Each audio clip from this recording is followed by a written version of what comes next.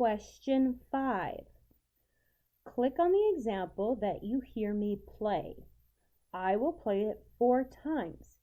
Make sure to pick one answer even if you're not sure. If you don't click on an answer, this quiz will not let you submit. So make sure you click one answer. Here's question 5. 1, 2, 3, 4.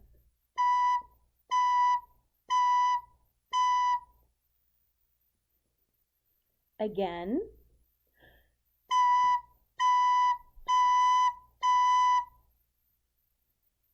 Again.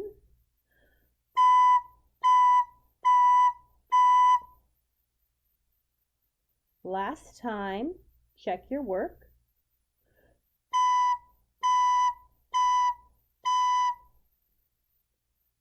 Select an answer and then move on to question 6.